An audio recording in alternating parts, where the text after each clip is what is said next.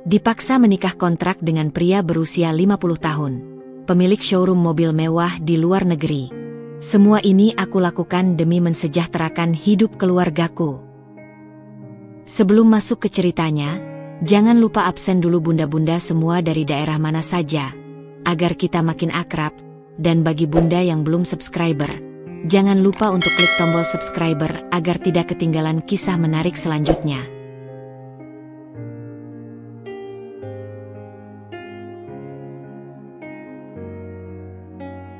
Mentari pagi di Jakarta selalu punya caranya sendiri untuk membangunkan kota.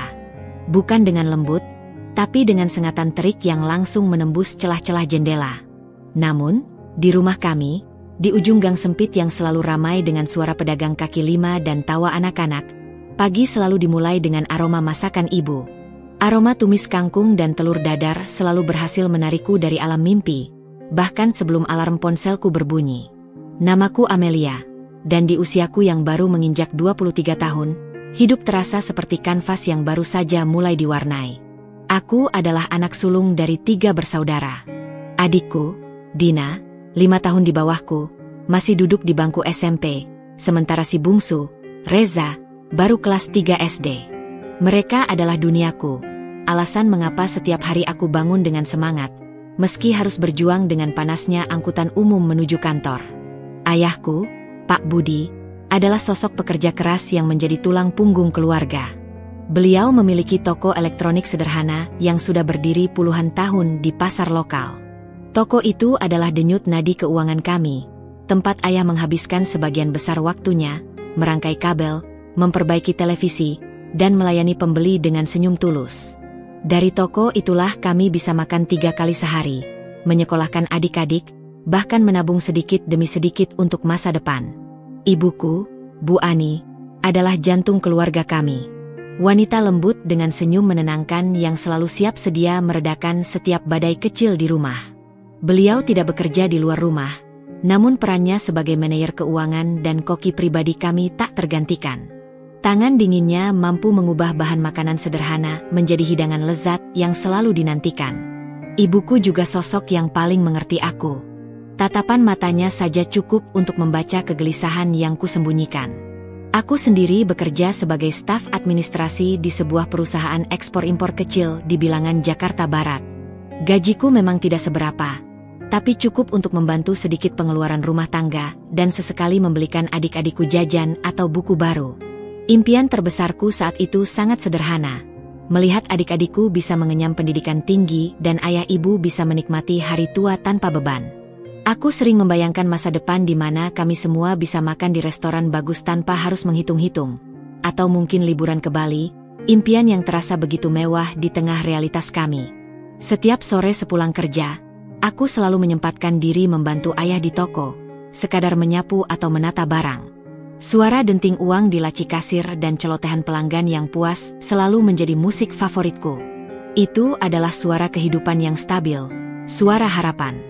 Lingkungan kami memang sederhana, jauh dari gemerlap pusat kota, tapi disinilah kami menemukan kebahagiaan dalam hal-hal kecil. Secangkir teh hangat buatan ibu di sore hari, tawarnya adik-adik saat bermain monopoli, atau diskusi ayah tentang berita harian. Kami memang tidak kaya raya, tapi hidup kami penuh warna. Pelangi, begitu aku sering menyebutnya, karena di balik awan mendung kehidupan yang kadang-kadang datang, selalu ada harapan dan kehangatan yang terpancar dari setiap anggota keluarga. Kami adalah tim, satu kesatuan yang saling mendukung. Tidak ada yang pernah terpikir bahwa pelangi indah itu akan segera menghilang, digantikan oleh awan gelap yang jauh lebih pekat, menyeretku ke dalam sebuah takdir yang tidak pernah kubayangkan. Pelangi di ujung gang sempit itu mulai memudar, perlahan namun pasti, ditelan awan kelabu yang datang tanpa peringatan. Awalnya, hanya rintik kecil. Sebuah keresahan samar yang mulai terasa di balik senyum ayah yang semakin sering terlihat lesu dan tatapan ibu yang mulai dipenuhi kecemasan. Aku mulai menyadari ada yang berbeda. Ayah yang biasanya pulang dari toko dengan tawa renyah dan cerita tentang pembeli yang beragam, kini sering terlihat murung. Beliau lebih banyak termenung di teras, menghabiskan kopi hitam pahitnya dalam diam yang menyesakan. Suatu sore, saat aku baru saja pulang kantor, suara ibu yang bergetar menahan tangis terdengar dari balik pintu kamar. Beliau sedang berbicara di telepon dengan Bibi, suaranya pelan, seperti tak ingin kami, anak-anaknya, mendengar. Toko sepi, Mbak. Sudah 3 bulan ini pembeli berkurang drastis. Sulit sekali menutupi biaya operasional dan cicilan ruko, bisik ibu. Kalimat itu langsung membuat jantungku mencelos. Aku tahu, persaingan bisnis elektronik memang semakin ketat. Toko-toko besar dengan promo gila-gilaan dan menjamurnya penjualan daring telah menggerus pelanggan setia ayah. Namun, aku tak menyangka dampaknya akan sebesar ini, sampai ibu harus menangis terseduh-seduh di telepon. Ayah, dalam usahanya menyelamatkan kapal yang hampir karam, mencoba berbagai cara. Beliau bahkan sempat berpikir untuk mengambil pinjaman bank, namun terbentur persyaratan yang rumit. Di tengah kebuntuan itu, seorang teman lama ayah memperkenalkan investasi baru yang menjanjikan keuntungan besar dalam waktu singkat.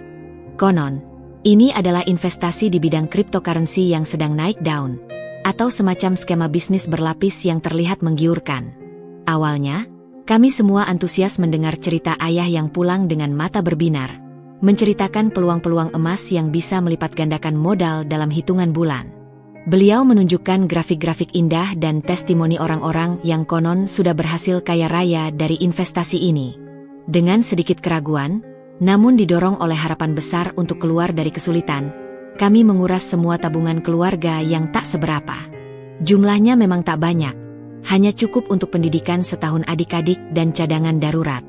Namun, untuk menambah modal investasi, ayah juga terpaksa meminjam uang dari beberapa kerabat dan, yang paling fatal, dari rentenir. Rentenir ini dikenal memiliki reputasi buruk, dengan bunga cicilan yang mencekik dan cara penagihan yang brutal. Ayah meyakinkan kami bahwa ini hanya sebentar.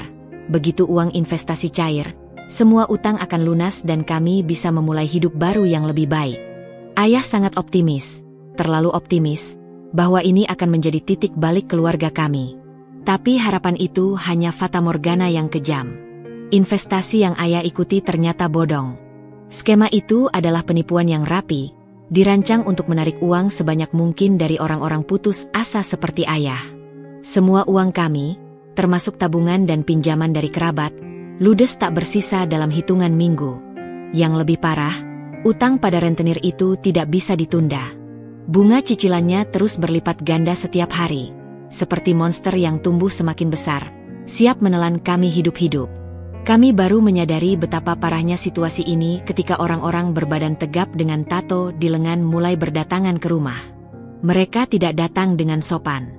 Mereka menagih dengan suara keras, menggebrak pintu, bahkan mengancam akan menyita rumah kami jika tunggakan tidak segera dilunasi. Setiap suara ketukan pintu di siang atau malam hari membuat kami semua terlonjak, ketakutan, dan jantung berdebar kencang. Rumah kami yang dulu hangat dan penuh tawa, kini diselimuti ketegangan dan ketakutan yang mencekik. Ibu, yang hatinya begitu rapuh dan selama ini selalu mencoba tegar di depan kami, tak sanggup lagi menahan beban ini. Beliau jatuh sakit, demam tinggi yang tak kunjung turun dan sering pingsan. Wajahnya yang dulu ceria kini pucat pasi. Matanya sayu penuh kekhawatiran yang mendalam. Adik-adikku, Dina dan Reza, yang tadinya tak mengerti apa-apa, mulai merasakan perubahan suasana di rumah. Mereka sering bertanya mengapa ayah ibu terlihat sedih, mengapa tidak ada lagi jajan di warung, dan mengapa mainan baru tak pernah lagi muncul. Keceriaan mereka yang polos kini mulai terkikis oleh aura kegelapan yang melingkupi kami. Aku berusaha tegar, bekerja lebih giat. Gaji dari pekerjaanku sebagai staf administrasi tak cukup. Aku bahkan mengambil pekerjaan sampingan sebagai pengajar les privat untuk anak-anak SD di sekitar rumah. Setiap malam, setelah lelah bekerja seharian, aku masih harus menghabiskan waktu mengajar, berharap tambahan uang itu bisa sedikit meringankan beban. Namun, semua usahaku terasa seperti setetes air di tengah samudera api. Gajiku tak seberapa dibandingkan gunungan utang yang terus membengkak setiap hari. Aku melihat ayah semakin kurus, rambutnya memutih dengan cepat, dan punggungnya sedikit membungkuk seperti memikul beban berat yang tak terlihat. Dia sering menyalahkan dirinya sendiri, merasa gagal sebagai kepala keluarga. Melihat ayah yang begitu terpukul, dan ibu yang terbaring lemah dengan napas terengah-engah, hatiku hancur berkeping-keping. Masa depan adik-adikku pun terancam. Dina yang sebentar lagi naik ke bangku SMA, dan Reza yang baru akan masuk SD, bisa jadi harus mengubur impian sekolah mereka. Pendidikan, yang selalu menjadi prioritas utama keluarga kami, kini berada di ambang kehancuran total. Kami tak sanggup lagi membayar biaya sekolah, apalagi jika rumah kami benar-benar disita. Kami akan kehilangan segalanya. Di tengah keputusasaan yang mencekik, kami merasa seolah-olah seluruh dunia berbalik memunggungi kami. Tidak ada jalan keluar, tidak ada cahaya di ujung terowongan. Dan saat itulah, ketika kami hampir menyerah pada kegelapan, sebuah tawaran datang. Tawaran yang terdengar seperti keajaiban, sekaligus mimpi buruk yang mengerikan. Sebuah tawaran yang akan mengubah seluruh jalan hidupku, menyeretku ke dalam sebuah takdir yang tidak pernah kubayangkan, memaksa diriku melakukan pengorbanan terbesar dalam hidupku. Di tengah kegelapan yang menyelimuti rumah kami, di mana setiap hari terasa seperti menunggu eksekusi, secercah, atau lebih tepatnya, seberkas kilatan aneh muncul. Itu berasal dari Bibi Sari, kerabat jauh dari pihak ibu yang jarang sekali kami temui. Bibi Sari adalah sosok yang selalu tampak mentereng, dengan perhiasan berkilau dan tas bermerek, kontras sekali dengan kesederhanaan kami.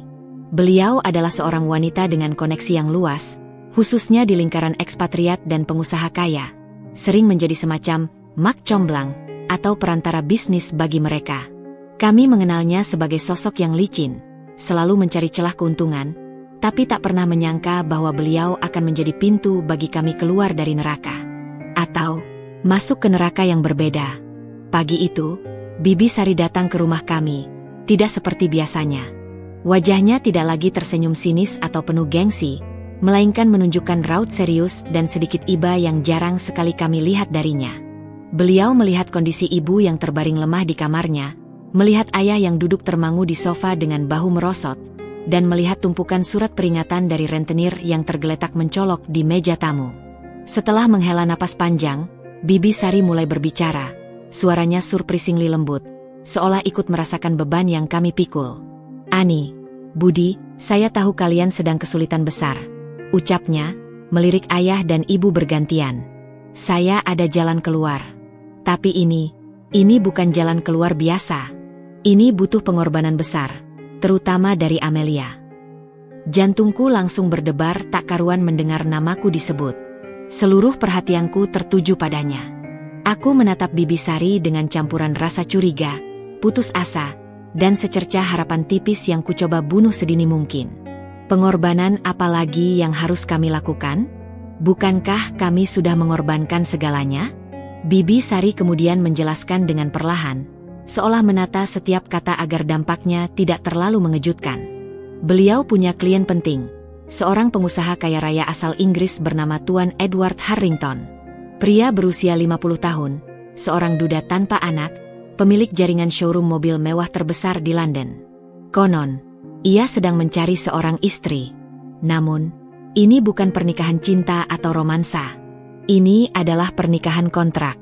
Sebuah kesepakatan murni pragmatis, demi citra sosial, dan mungkin juga untuk memenuhi persyaratan tertentu terkait bisnis besar atau pengaturan warisannya di kemudian hari. Tuan Edward ini pria terhormat, tidak akan macam-macam, Mail, kata Bibi Sari meyakinkan, sorot matanya mencoba menembus keraguan yang terpancar jelas di wajahku. Dia hanya butuh seseorang yang bisa menemaninya di acara-acara sosial penting, menjadi pasangannya di depan umum, dan menjalani peran sebagai nyonya rumah yang elegan. Dia butuh stabilitas dalam hidupnya, dan dia butuh seorang wanita yang bisa dipercaya untuk itu.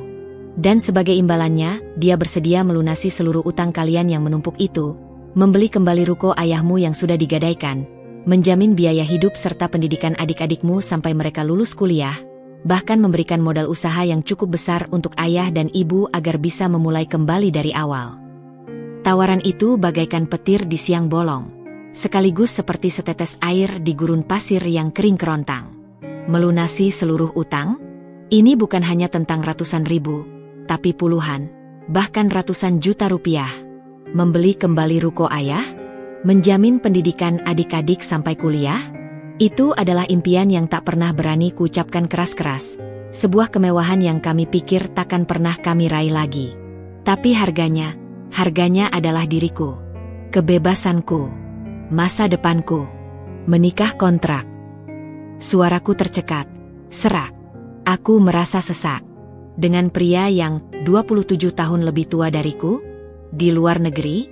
Aku bahkan tidak mengenalnya. Bibi, bagaimana mungkin? Air mataku mulai menggenang. Namun aku berusaha menahannya agar tidak tumpah. Ayah dan ibu terdiam. Wajah mereka antara terkejut, lega yang luar biasa, namun juga diliputi kesedihan yang mendalam. Mereka tahu ini bukan hal yang mudah. Mereka tahu betapa beratnya ini bagiku. Namun, mereka juga tahu ini adalah satu-satunya kesempatan kami. Satu-satunya jalan keluar.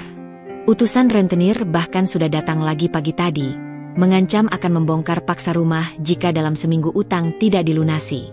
Ancaman itu terasa nyata, sangat nyata. Amelia. Bisik ibu, suaranya bergetar, matanya berkaca-kaca menatapku memohon. Pikirkan masa depan adik-adikmu, nak. Jika kita kehilangan rumah, mereka akan tinggal di mana? Mereka tidak bisa putus sekolah. Mereka punya impian, Mei. Ayah hanya menunduk, tak sanggup menatapku. Tangannya gemetar di pangkuannya. Aku tahu, ayah merasa sangat bersalah atas semua ini. Beliau ingin menolak, ingin melindungiku, tapi situasi tidak memungkinkan. Beban di pundaknya terlalu berat untuk ditanggung sendiri. Aku memejamkan mata, dan bayangan Dina yang ceria, Reza dengan cita-cita sederhana ingin menjadi pilot, dan wajah pucat ibu yang kesakitan tiba-tiba muncul di benakku, berputar-putar seperti film di kepalaku. Haruskah aku melihat mereka hancur, kehilangan segalanya, hanya karena aku egois mempertahankan impian masa mudaku? Apakah kebebasanku untuk hidup sederhana di Indonesia lebih berharga daripada masa depan seluruh keluargaku? Rasanya seperti dilemparkan ke jurang yang dalam, dan satu-satunya tali yang bisa kuraih adalah tali yang siap mengikatku selamanya. Kutukan dan keberuntungan, pahit dan manis, semua bercampur aduk dalam tawaran Bibi Sari. Itu adalah jaring laba-laba yang menjeratku, namun di saat yang sama, menawarkan benang penyelamat bagi keluargaku. Aku merasakan beban dunia seolah diletakkan di pundakku yang masih muda. Satu-satunya jalan keluar adalah melangkah masuk ke dalam jebakan ini, menjual impianku, menjual masa mudaku, demi mereka yang kucintai lebih dari apapun di dunia ini. Malam itu, rumah kami diselimuti keheningan yang lebih pekat dari biasanya. Bukan keheningan damai yang sering kami nikmati setelah seharian beraktivitas, melainkan keheningan tegang yang dipenuhi suara isak tangis tertahan dari kamar ibu, dan desahan berat ayah di ruang tengah. Aku tak bisa tidur. Setiap detiknya terasa seperti berjam-jam, dihabiskan untuk berperang dengan diriku sendiri, dengan setiap serat dalam jiwaku. Dilema ini adalah yang terberat, paling menyiksa, dalam seluruh 23 tahun hidupku. Di satu sisi, ada masa depanku sendiri, impian sederhana yang selama ini kubangun dengan susah payah, bekerja keras, menabung sedikit demi sedikit, mungkin suatu hari nanti menemukan seseorang yang kucintai, membangun keluarga kecil, dan hidup bahagia di tanah airku sendiri. Di sisi lain, ada wajah-wajah orang yang paling kucintai di dunia ini.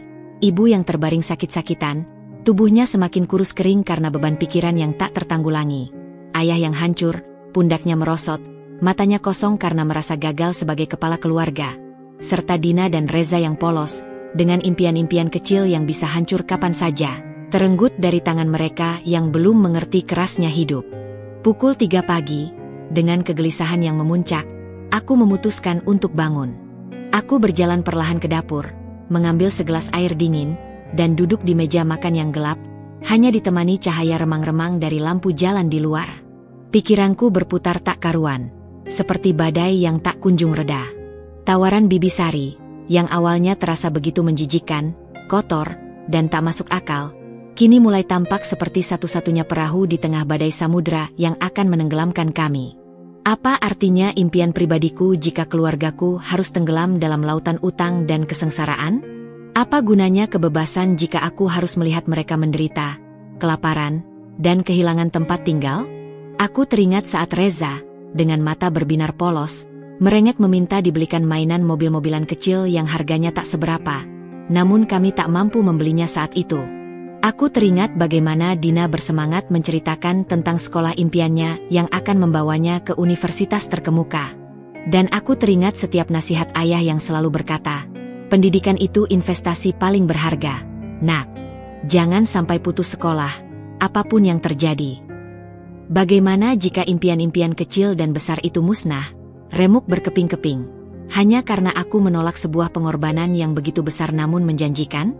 Isak tangis ibu kembali terdengar dari kamar, kali ini lebih jelas dan pilu. Rasanya seperti sayatan pisau tajam di hatiku. Aku tahu, ibu pasti sedang memikirkan nasib kami, nasib anak-anaknya, nasib rumah ini. Ayah pun sama. Setiap hari aku melihat beban berat itu di pundak mereka, beban yang terlalu besar untuk ditanggung sendiri. Sebagai anak sulung, aku merasa punya tanggung jawab. Bukan sekadar tanggung jawab untuk mencari nafkah, tapi tanggung jawab yang jauh lebih besar. Untuk melindungi mereka, untuk memastikan mereka tetap bisa tersenyum. Bahkan jika senyum itu harus kubeli dengan harga yang sangat mahal. Setelah pergulatan panjang dengan diri sendiri, dan air mata yang tak henti-hentinya mengalir membasahi bantal dan pipiku yang dingin, aku mengambil keputusan. Keputusan yang sangat berat, terasa seperti mencabut paksa sebagian jiwaku, namun terasa benar demi orang-orang yang kucintai lebih dari apapun di dunia ini. Aku akan menerima tawaran itu. Aku akan menikah kontrak dengan Tuan Edward Harrington. Pagi harinya, suasana di rumah masih diselimuti mendung kesedihan dan keputusasaan. Ayah dan ibu duduk di ruang tamu, wajah mereka terlihat lelah dan putus asa. Sisa-sisa tangisan semalam masih terlihat jelas di mata ibu. Dina dan Reza masih tidur pulas, tidak tahu apa yang sedang terjadi di antara kami. Aku menarik napas dalam-dalam, menguatkan setiap otot di tubuhku, dan berusaha keras agar suaraku terdengar mantap, tidak bergetar. Ayah, ibu, kataku, mencoba membuat suaraku senormal mungkin. Aku akan menerima tawaran Bibi Sari. Seketika, mata ayah dan ibu terbelalak lebar. Ada campuran keterkejutan yang luar biasa, kelegaan yang menguasai seluruh ekspresi mereka, namun juga kesedihan yang tak bisa mereka sembunyikan. Ibu langsung menutup mulutnya dengan tangan, berusaha keras menahan tangis yang kembali mendesak keluar. Ayah menatapku dengan tatapan tak percaya, seolah mencari-cari tanda bahwa aku hanya bercanda, bahwa semua ini hanya mimpi buruk. Amelia, kamu yakin sekali, nak? Tanya ayah, suaranya parau, hampir tak terdengar. Ini berat sekali. Ayah tidak mau kamu mengorbankan dirimu untuk kesalahan ayah. Jangan lakukan ini, nak. Ada rasa penyesalan yang mendalam di setiap kata yang keluar dari bibirnya. Aku mendekat, duduk di antara mereka di sofa. Aku meraih tangan ibu yang dingin dan bergetar, lalu menggenggamnya erat, mencoba menyalurkan sedikit kehangatan dan kekuatan yang masih kumiliki. Tidak, Yah, ini bukan hanya untuk kesalahan ayah. Ini untuk kita semua. Untuk Dina, untuk Reza. Aku tidak bisa melihat kalian menderita seperti ini lagi. Ibu sakit, ayah putus asa. Aku tersenyum. Senyum yang terasa pahit di lidahku sendiri. Senyum yang kubuat-buat agar mereka merasa lega. Aku akan baik-baik saja. Yah, Bu. Aku akan kuat. Aku akan menjalaninya. Mendengar itu, tangis ibu pecah. Beliau memelukku erat. Tangisannya histeris. Bahunya terguncang hebat. Maafkan ibu, nak. Maafkan ayahmu. Maafkan kami yang tidak becus. Tidak apa-apa, Bu. Sudah, kita akan lalui ini bersama. Ini demi masa depan kita. Aku menepuk-nepuk punggungnya, berusaha menenangkan diri sendiri dan ibu. Air mataku sendiri tak bisa lagi kubendung, mengalir deras membasahi kerudung ibu. Ayah, dengan mata berkaca-kaca yang menahan air mata, hanya bisa mengangguk pelan. Ada rasa malu dan penyesalan yang mendalam di wajahnya, namun juga ada seberkas harapan yang baru menyala, sebuah harapan yang telah lama padam. Mereka tahu, ini adalah satu-satunya jalan. Dan aku, Amelia, dengan seluruh keberanian yang kumiliki, akan melangkah di jalan itu. Demi mereka. Demi mensejahterakan hidup keluargaku. Bahkan jika itu berarti mengubur hidupku sendiri. Siang itu, Bibi Sari datang kembali. Aku memberitahunya keputusanku. Wajah Bibi Sari langsung menunjukkan senyum puas dan sedikit licik yang khas. Tanpa membuang waktu, ia segera menghubungi Tuan Edward dan mengatur pertemuan antara kami. Semuanya berjalan begitu cepat. seolah ada kekuatan tak terlihat yang mendorongku ke arah takdir yang tak pernah kupilih ini. Aku tahu, begitu aku menandatangani kontrak itu, hidupku akan berubah total. Aku akan terbang jauh melintasi benua, meninggalkan segalanya di belakang. Beberapa minggu setelah keputusan monumental itu terucap dari bibirku, segalanya bergerak begitu cepat hingga aku merasa seperti boneka yang ditarik talinya, tak punya kendali atas gerak-gerikku sendiri. Bibi Sari, dengan efisiensi yang menakjubkan dan koneksinya yang tampaknya tak terbatas, mengurus semua dokumen dalam sekejap mata. Paspor, visa, tiket pesawat, semuanya beres tanpa ada hambatan berarti. Aku tak punya waktu untuk bernapas, apalagi berpikir ulang tentang keputusanku. Setiap hari adalah persiapan, setiap malam adalah mimpi buruk yang berulang tentang perpisahan dan ketidakpastian yang menanti di depan. Tuan Edward Harrington, melalui perwakilannya yang sigap dan beberapa panggilan video singkat yang diatur Bibi Sari, ternyata lebih dari sekadar nama asing yang kuserap dari cerita orang. Dia adalah pria berwibawa, dengan rambut yang mulai memutih indah di pelipisnya dan sepasang mata biru yang tenang namun menyimpan ketajaman layaknya elang. Suaranya berat, aksen Inggrisnya kental dan menawan, dan setiap kalimat yang diucapkannya terdengar tegas, terukur, dan penuh perhitungan. Dia tidak banyak bicara basa-basi atau hal-hal personal. Pertemuan virtual kami hanya berkisar pada poin-poin penting dalam kontrak, durasi pernikahan yang disepakati, kewajiban sosialku sebagai istrinya di mata publik tertentu, dan tentu saja, jaminan finansial yang tak main-main untuk keluargaku. Ada kekosongan yang jelas dalam interaksi kami, sebuah formalitas yang dingin, yang membuatku merasa seperti sedang bernegosiasi kesepakatan bisnis bernilai jutaan dolar, bukan mengikat janji suci pernikahan. Dia menjelaskan, dengan nada datar dan tanpa emosi, bahwa pernikahan ini akan sepenuhnya bersifat rahasia dari publik luas di London, kecuali untuk lingkaran terdekatnya yang sangat terbatas dan elit. Di mata mereka, aku hanyalah istri barunya yang muda, yang baru dikenalnya dan langsung dinikahinya. Ini semua demi citra stabilitas yang ia butuhkan untuk keberlangsungan bisnisnya yang menggurita, dan untuk memastikan proses pengaturan warisannya berjalan lancar tanpa celah hukum. Bagian terpenting dan paling melegakan bagiku, tidak ada hubungan fisik yang diharapkan dariku.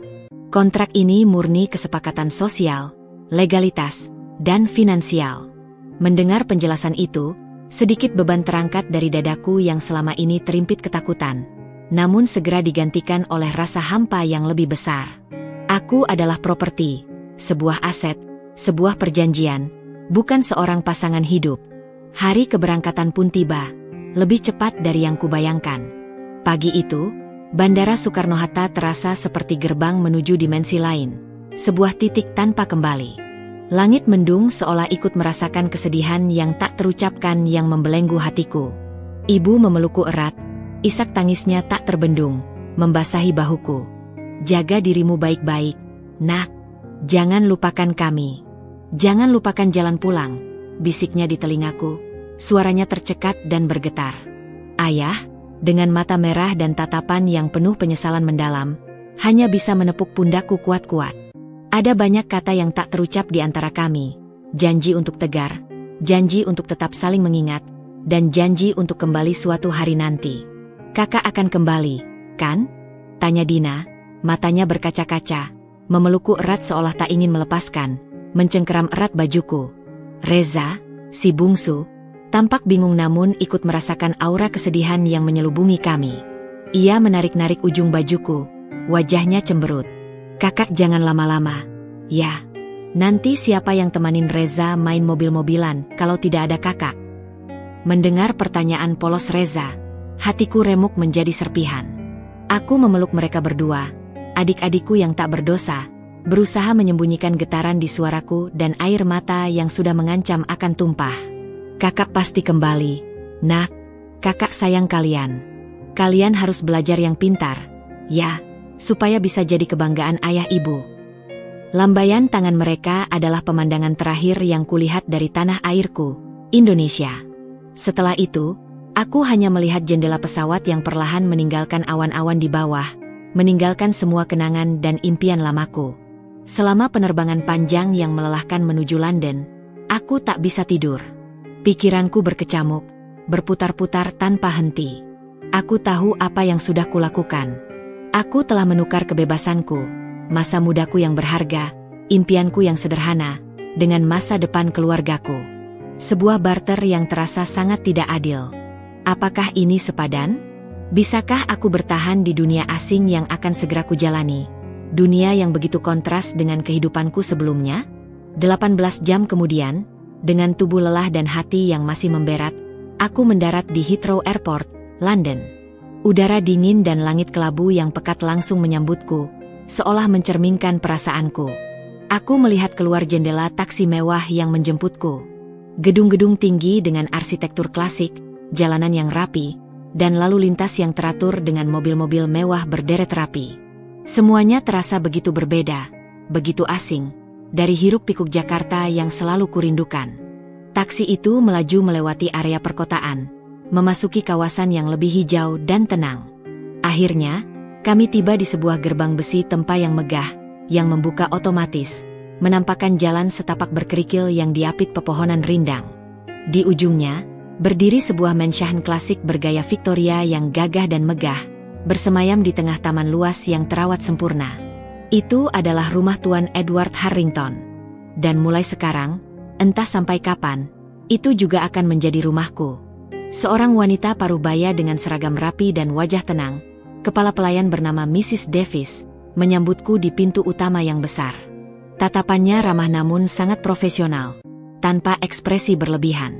"Selamat datang, Nyonya Harrington," sapanya, senyum tipis terukir di bibirnya. Kata Nyonya Harrington terasa asing di telingaku, seperti nama orang lain, seperti aku sedang memakai topeng untuk sebuah peran yang tak kuinginkan. Tuan Edward sudah menungguku di ruang tamu yang luas, dihiasi perabot antik bergaya Eropa, lukisan-lukisan mahal yang tak kupahami maknanya, dan perapian besar yang memancarkan kehangatan. Dia berdiri di dekat perapian, memegang secangkir teh di tangannya. Ia menatapku, tatapannya tak terbaca, seperti permukaan danau yang tenang namun menyimpan kedalaman. "Selamat datang, Amelia," katanya, suaranya tenang dan tanpa emosi. "Semoga perjalananmu menyenangkan." Tidak ada pelukan hangat, tidak ada ciuman di pipi, bahkan senyum lebar sekalipun. Hanya sambutan formal, layaknya seorang tuan rumah kepada tamu kehormatan yang baru tiba, atau seorang bos kepada karyawan barunya. Pada saat itulah, aku menyadari sepenuhnya, dengan kejelasan yang menyakitkan. Aku tidak datang ke sini sebagai istri yang dicintai, melainkan sebagai bagian dari sebuah kesepakatan bisnis yang dingin. Sebuah aset, yang akan tinggal di sangkar emas ini, demi janji yang telah ia berikan untuk keluargaku di seberang benua. Jakarta dan kehidupan lamaku terasa seperti mimpi yang sangat jauh, di seberang samudra, tak terjangkau. Hari-hari pertamaku di mansion megah Tuan Edward di London terasa seperti berada dalam sebuah mimpi yang panjang dan surrealis, namun bukan mimpi indah. Lebih mirip mimpi di dalam sangkar burung raksasa yang terbuat dari emas murni, di mana setiap bulu sayapku terasa terbebani oleh kemewahan yang tak pantas. Segalanya di sini terasa mewah dan berlebihan, begitu kontras dengan kesederhanaan hidup yang selalu kukenal. Lantai marmer dingin yang memantulkan bayanganku seperti cermin, lampu kristal yang menggantung megah di langit-langit tinggi, perabotan antik yang diukir dengan detail rumit seolah menceritakan kisah dari era yang berbeda, dan taman luas yang terawat sempurna dengan bunga-bunga bermekaran dalam berbagai warna, bahkan di tengah udara dingin London yang seringkali muram. Mrs. Davis, kepala pelayan yang tenang, ramah namun sangat profesional, memberiku tur keliling rumah. Ada puluhan kamar, masing-masing dengan fungsi dan perabotannya sendiri yang menakjubkan. Kamar tidur utama yang luas dengan balkon pribadi menghadap taman hijau, ruang makan formal dengan meja panjang yang bisa menampung 20 orang, perpustakaan pribadi dengan rak buku setinggi langit-langit yang dipenuhi ribuan jilid, dan ruang musik dengan grand piano mengkilap yang seolah menunggu disentuh jemari seorang maestro. Semua terasa asing, megah, dan tak terjangkau. Terlalu megah untukku, seorang gadis dari gang sempit Jakarta. Aku merasa seperti penyusup di museum pribadinya. Mrs. Davis juga menjelaskan rutinitas harian di rumah itu dengan presisi seorang komandan. Setiap pagi, sarapan akan disajikan di ruang makan kecil yang lebih informal, namun tetap mewah. Aku bisa memesan apa saja yang kuinginkan, mulai dari English breakfast lengkap hingga pancake dengan buah beri segar. Siang hari, biasanya ada kegiatan atau pertemuan sosial penting yang harus kuhadiri bersama Tuan Edward. Sore hari adalah waktu bebas, dan malam hari, kami akan makan malam formal bersama, seringkali dengan tamu-tamu bisnisnya yang datang dari berbagai kalangan atas. Semuanya diatur dengan ketat, seolah aku adalah bagian dari mesin yang bekerja secara sempurna, sebuah roda gigi penting dalam roda kehidupan Tuan Edward. Yang paling membuatku terkejut, bahkan membuatku merasa tak pantas, adalah lemari pakaianku. Isinya dipenuhi gaun-gaun rancangan desainer terkenal dari Paris dan Milan, perhiasan berlian dan mutiara berkilau, tas tangan mahal dari kulit eksotis, dan sepatu kulit mewah dari jenama ternama. Mrs. Davis menjelaskan bahwa Tuan Edward telah menyiapkan semuanya. Nyonya harus tampil sempurna di setiap acara. Penampilan Nyonya adalah cerminan dari Tuan Edward, katanya dengan suara datar, tanpa emosi. Aku tak pernah memiliki pakaian semahal itu seumur hidupku. Gaun-gaun sutra dan brokat terasa berat di tanganku, terlalu mewah untuk kulitku yang terbiasa dengan daster dan kaos sederhana. Aku merasa seperti mengenakan kostum, bukan pakaian. Setiap kali bercermin, aku melihat pantulan seorang wanita asing, seorang Nyonya Harrington yang elegan, tapi itu bukan aku. Tuan Edward sendiri adalah sosok yang sangat sibuk dan misterius. Di pagi hari, dia akan berangkat ke kantornya di showroom mobil yang terletak di pusat kota London, dan baru kembali menjelang sore hari, kadang bahkan larut malam. Kami jarang berbicara banyak. Obrolan kami terbatas pada hal-hal formal dan fungsional. Bagaimana tidurmu, Amelia? Apakah ada yang kau butuhkan hari ini? Atau, kita akan menghadiri gala amal malam ini, jam 7. Gaunmu sudah disiapkan.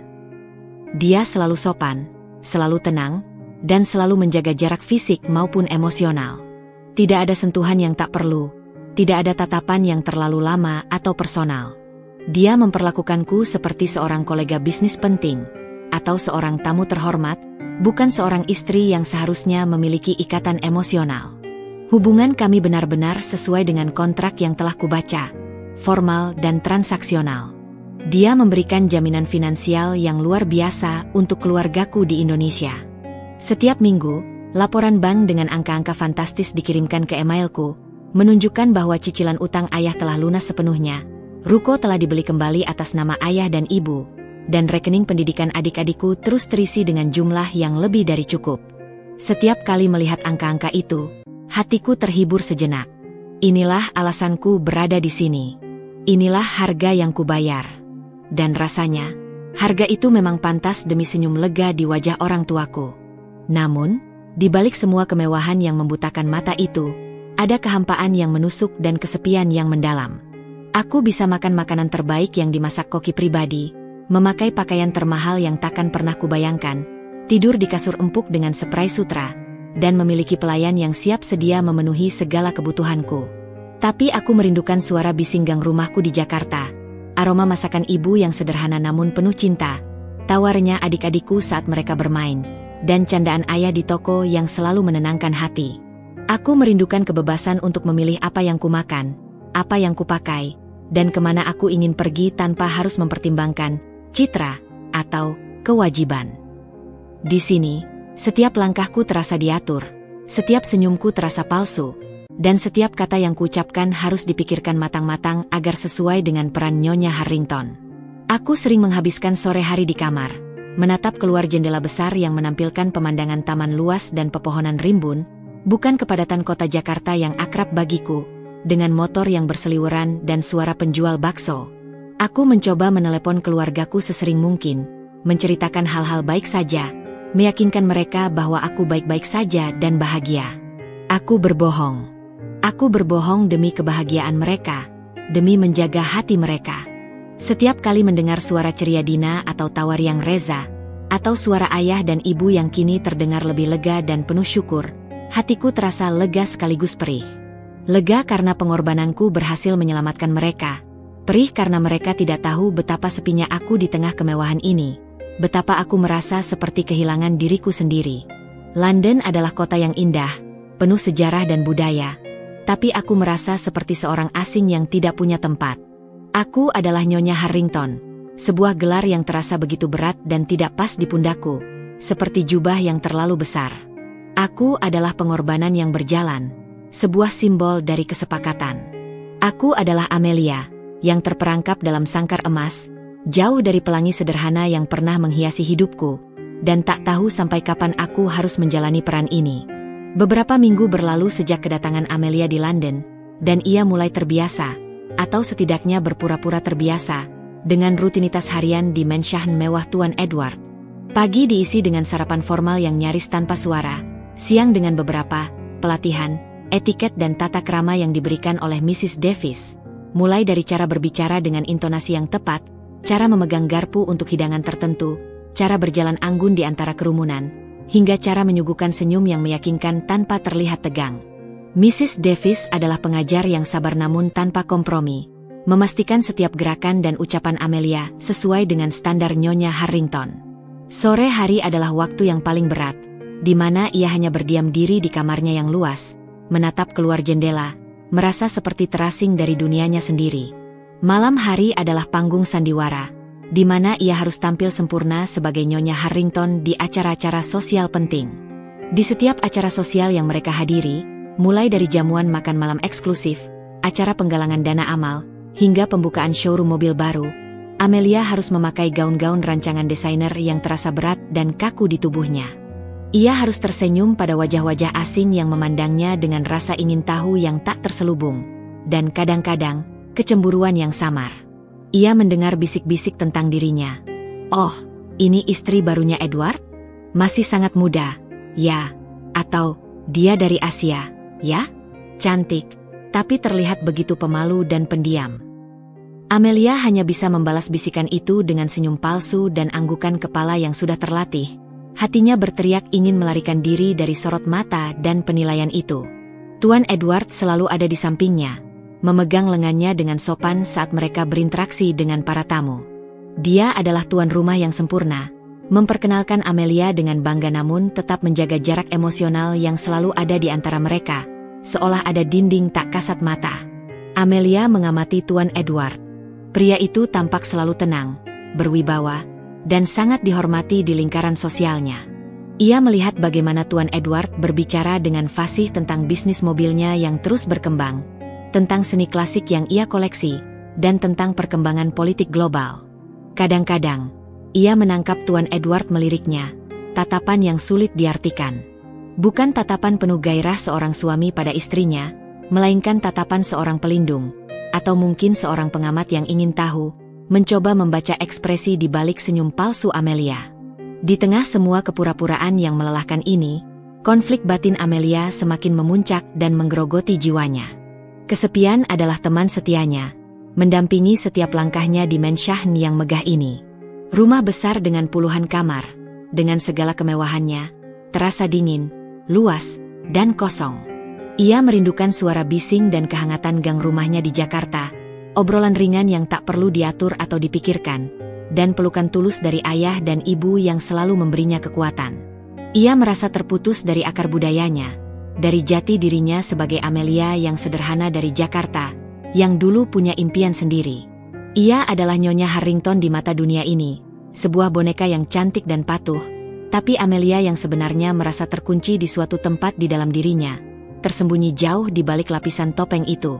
Konflik pertama adalah tentang identitasnya sendiri. Siapakah Amelia sekarang? Apakah ia telah kehilangan dirinya dalam peran yang ia mainkan?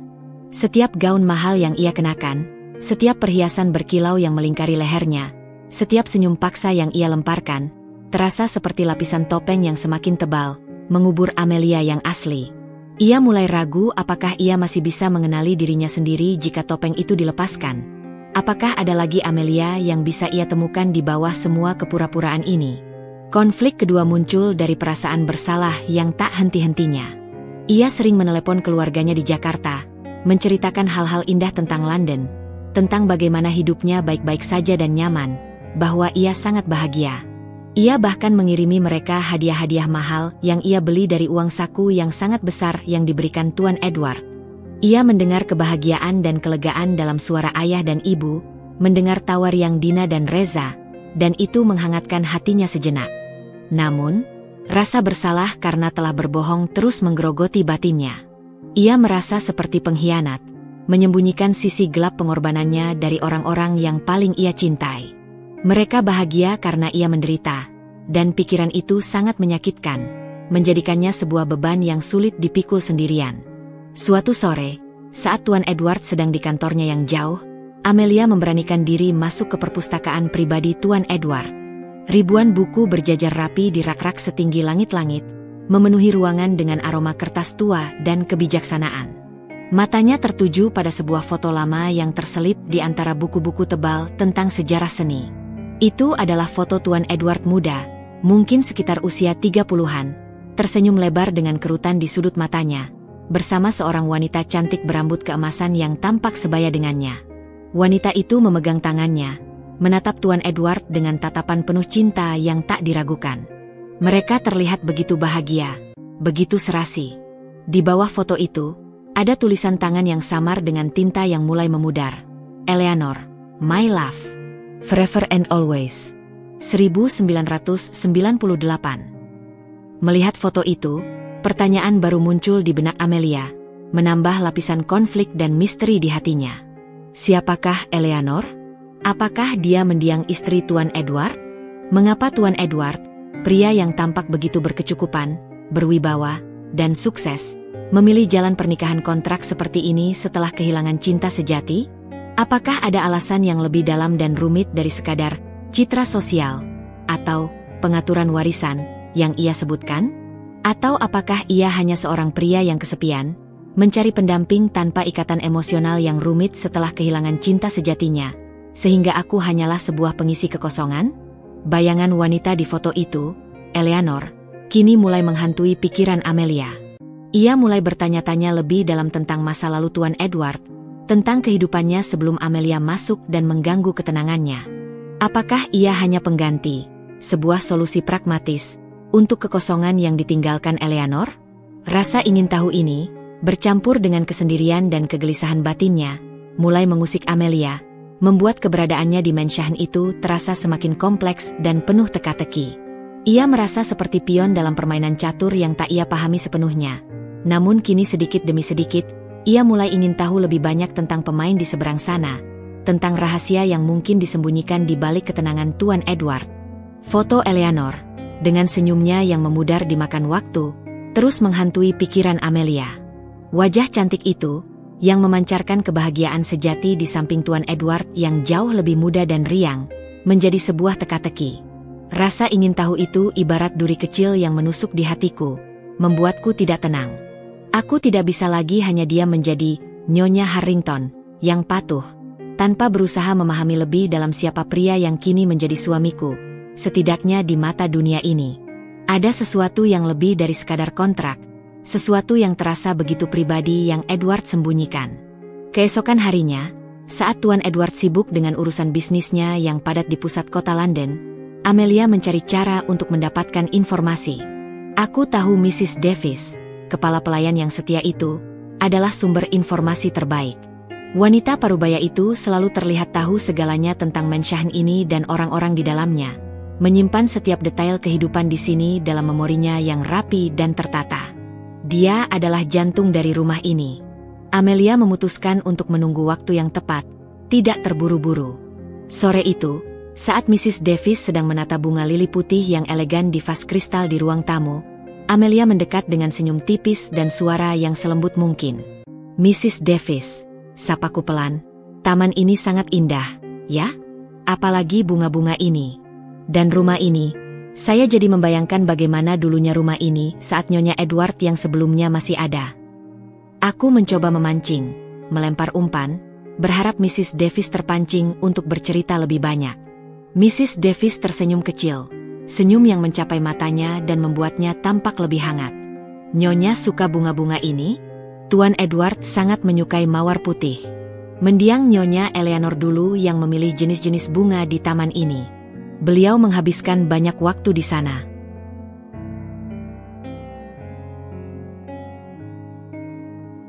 Bingo. Aku mengambil napas dalam-dalam, menahan debaran jantung. Ini adalah kesempatanku. Oh, jadi Nyonya Eleanor yang mengurus taman ini? Pasti beliau wanita yang luar biasa. Ya, Mrs. Davis. Mrs. Davis mengangguk pelan, tatapannya sedikit melunak dan menerawang jauh, seolah kembali ke masa lalu. Ada sedikit kesedihan yang tersirat di matanya. Nyonya Eleanor memang luar biasa, Nyonya. Beliau adalah wanita yang sangat hangat, ceria, dan penuh semangat hidup.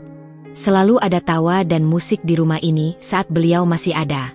Tuan Edward selalu terlihat begitu bahagia di dekatnya. Mereka adalah pasangan yang serasi. Mrs. Davis terdiam sejenak, menghela napas panjang. Pernikahan mereka adalah lambang cinta sejati. Mereka tak terpisahkan.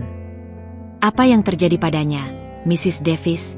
Tanyaku, suaraku nyaris berbisik, takut merusak momen tersebut atau membuatnya menutup diri.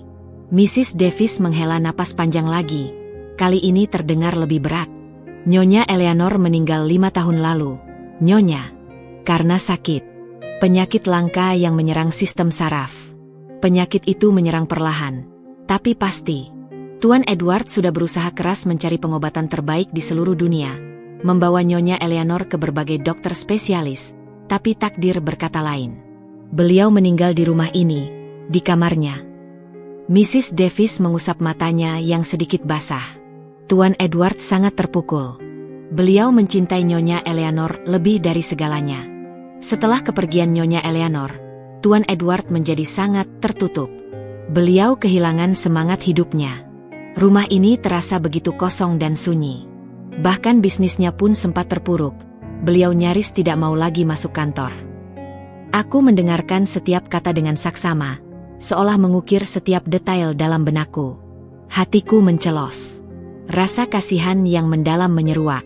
Aku bisa membayangkan betapa hancurnya Edward, kehilangan belahan jiwanya. Ketegaran dan sikap dingin Edward yang selama ini aku lihat, ternyata adalah topeng yang begitu tebal, menutupi luka yang begitu dalam dan menganga. Ia bukan sosok yang tanpa perasaan. Ia hanya sosok yang terluka parah. Jadi, mengapa Tuan Edward memutuskan untuk menikah lagi? Aku bertanya dengan hati-hati. Sadar ini adalah pertanyaan yang sangat sensitif, mungkin terlalu pribadi. Aku merasa sedikit tidak nyaman menanyakannya, namun rasa ingin tahu ini terlalu kuat. Mrs. Davis menoleh, menatapku lurus-lurus dengan tatapan yang penuh pengertian. Tuan Edward adalah pengusaha besar, Nyonya. Posisinya membutuhkan stabilitas. Ada tekanan kuat dari dewan direksi perusahaannya, juga dari klien-klien penting dan kolega bisnis, untuk memiliki Nyonya rumah yang mendampingi. Terutama terkait warisan dan rencana ekspansi bisnisnya ke pasar internasional yang sangat kompetitif. Mereka membutuhkan citra keluarga yang utuh dan stabil, untuk menunjukkan Edward Harrington masih kuat dan memiliki fondasi yang kokoh. Tuan Edward menolak gagasan untuk mencari cinta lagi. Beliau bilang, hatinya sudah mati bersama Nyonya Eleanor. Beliau hanya membutuhkan seorang pendamping, seorang yang bisa menjalankan peran sebagai Nyonya Harrington di acara-acara sosial, tanpa ikatan emosional yang rumit. Seseorang yang bisa dipercaya, diskret, dan memahami situasinya. Mrs. Davis berhenti sejenak, lalu menambahkan, suaranya sedikit melunak. Itulah mengapa Bibi Sari Anda menghubungi Tuan Edward. Bibi Sari tahu persis apa yang Tuan Edward butuhkan, dan beliau tahu Nyonya Amelia adalah sosok yang tepat untuk peran ini. Pernyataan terakhir Mrs. Davis terasa seperti pukulan telak yang membuatku tersentak. Jadi, inilah aku. Bukan sebagai pengganti cinta yang telah tiada, melainkan sebagai solusi pragmatis, sebuah alat untuk mencapai tujuan bisnis dan sosial. Sebuah kontrak, sebuah peran, sebuah kepercayaan yang didasari oleh kebutuhan, bukan perasaan. Rasa kasihan yang sempat muncul kini bercampur aduk dengan pemahaman yang pahit. Edward bukan pria berhati dingin. Ia hanya pria yang terluka parah dan enggan, atau mungkin tidak mampu untuk mencintai lagi. Amelia kini melihat Edward dengan kacamata yang berbeda, yang lebih jernih dan menyakitkan. Bukan lagi sekadar sosok kaku yang menyuruhnya tersenyum dan tampil sempurna, melainkan seorang pria yang terperangkap dalam duka yang mendalam dan tanggung jawab yang tak berkesudahan. Aku kini memahami mengapa Edward menjaga jarak dan bersikap dingin. Itu adalah caranya melindungi dirinya dari rasa sakit yang lebih dalam, dari kemungkinan terluka lagi. Dan Amelia, sebagai bagian dari kontrak itu, kini merasa lebih terbebani. Bukan hanya oleh peran yang harus dimainkannya di depan umum, tetapi juga oleh pengetahuan akan kesedihan tersembunyi Edward, dan bayangan Eleanor yang kini seolah ikut mendiami Mansion ini bersamaku. Sangkar emas ini, kini terasa tidak hanya mengurung diriku, tetapi juga Tuan Edward, dalam kesepian dan kehilangan masing-masing. Setelah percakapan singkat namun penuh makna dengan Mrs. Davis, suasana di Mansion terasa berubah total bagi Amelia. Kemewahan tetap ada, rutinitas harian yang teratur tetap berjalan dengan presisi yang sama, namun kini setiap sudut rumah, setiap perabotan antik yang mahal, bahkan setiap tatapan Tuan Edward, seolah dipenuhi bayangan Eleanor. Amelia tak lagi melihat Edward sebagai pria asing yang dingin dan berjarak, melainkan sebagai sosok yang terluka parah, terperangkap dalam duka yang tak berkesudahan akibat kehilangan cinta sejatinya. Pemahaman baru itu tidak meringankan bebannya. Sebaliknya, justru menambahnya. Kini, ia bukan hanya membawa beban pengorbanan dirinya, tetapi juga beban empati terhadap kesedihan pria yang menjadi suaminya dalam kontrak ini. Hubungan mereka tetap formal dan kaku seperti sebelumnya. Edward masih sangat sibuk dengan kerajaan bisnisnya, menghabiskan sebagian besar waktunya di showroom mobil atau dalam pertemuan-pertemuan penting. Amelia pun masih setia menjalankan perannya sebagai Nyonya Harrington yang sempurna di setiap acara sosial, mengenakan gaun-gaun indah dan tersenyum pada wajah-wajah asing yang kini mulai sedikit dikenalnya. Namun, kini setiap senyum yang Amelia berikan terasa semakin berat, seperti topeng yang semakin sulit dipertahankan. Ia tahu, di balik ketenangan dan ketegarannya, Edward mungkin merasakan kehampaan yang sama dengannya, walau dengan alasan yang berbeda. Keheningan di antara mereka, yang sebelumnya terasa biasa saja dan dapat diterima, kini terasa menyakitkan. Keheningan itu tidak lagi hampa, melainkan dipenuhi oleh kata-kata yang tak terucap, duka yang tersembunyi, dan peran yang mereka berdua mainkan dengan begitu apik di depan dunia. Suatu malam, setelah menghadiri gala amal yang sangat panjang dan melelahkan di pusat kota, di mana Amelia harus berdiri dan tersenyum selama berjam-jam, mereka kembali ke Mansion. Edward melepaskan jasnya dan melonggarkan dasinya, tampak letih dan sedikit lesu. Amelia, yang masih mengenakan gaun malam mewahnya yang menjuntai panjang, melihat Edward sejenak sebelum naik ke kamarnya. Ada dorongan kuat yang tak bisa ia tahan. "Edward," panggil Amelia, suaranya pelan, sedikit bergetar, dan penuh keraguan. Ini adalah pertama kalinya ia memanggil nama depannya, bukan gelarnya, sejak mereka tiba di London. Keberanian itu datang tiba-tiba, didorong oleh gelombang empati yang meluap. Edward sedikit terkejut, menoleh padaku. Tatapannya masih sulit dibaca, namun ada sedikit kelelahan yang terpancar jelas di sana. Ia menunggu. "Ya, Amelia." Apakah sulit?" tanyaku, tanpa bisa menahan diri.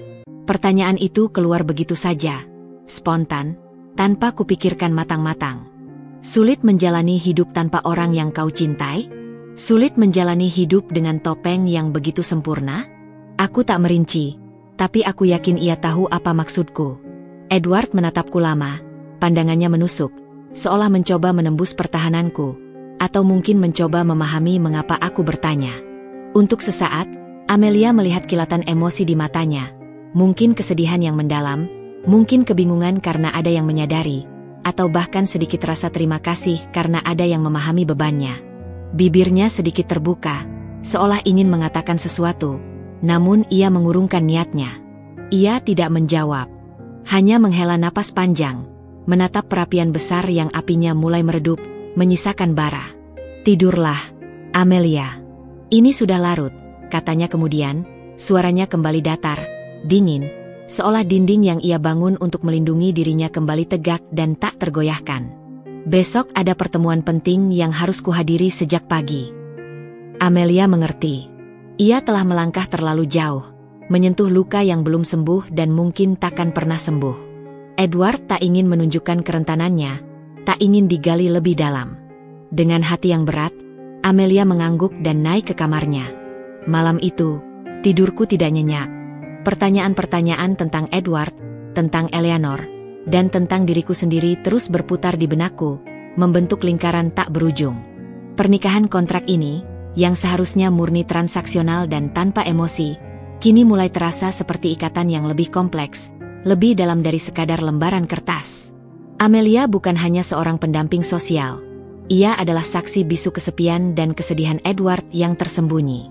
Dan Edward, meski ia tak pernah mengatakannya secara eksplisit, mungkin juga merasakan kehadiranku sebagai pengingat akan masa lalunya yang bahagia. Atau mungkin, sebagai secercah harapan baru yang ia takuti untuk rasakan lagi karena takut terluka. Beberapa hari kemudian, Edward harus melakukan perjalanan bisnis ke Paris selama 3 hari. Mansion terasa lebih lengang, dan Amelia tiba-tiba merasakan kebebasan yang aneh dan nyaris melumpuhkan. Ia bisa berjalan-jalan di taman tanpa khawatir dilihat atau dinilai, membaca buku di perpustakaan tanpa merasa diawasi, atau sekadar duduk termenung di balkon. Namun, kebebasan itu juga membawa kesepian yang lebih pekat dan menusuk.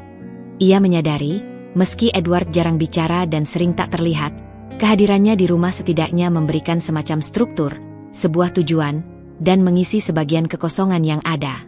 Tanpa Edward, kehampaan itu terasa menganga lebih lebar. Di tengah kesendirian dan keheningan yang mendominasi itu, Amelia mengambil keputusan. Ia tidak bisa terus-menerus hidup dalam kehampaan ini, menjadi boneka yang menunggu instruksi. Ia harus menemukan cara untuk mengisi waktunya, untuk menemukan kembali dirinya di tengah sangkar emas ini. Ia mulai mencari informasi tentang kelas bahasa Inggris untuk ekspatriat, atau mungkin kelas seni, melukis, atau musik yang selalu ia impikan namun tak pernah punya kesempatan untuk mengikutinya di Jakarta karena keterbatasan biaya dan waktu. Ada harapan kecil yang mulai bersemi di dalam hatinya. Mungkin di London, di balik peran Nyonya Harrington, ia bisa menemukan kembali Amelia yang asli, Amelia yang punya impian dan gairah, yang selama ini ia korbankan demi keluarganya. Ia harus menciptakan tujuannya sendiri, demi kewarasannya. Keputusan Amelia untuk mencari kelas seni adalah percikan kecil harapan di tengah kehampaan yang terus-menerus ia rasakan.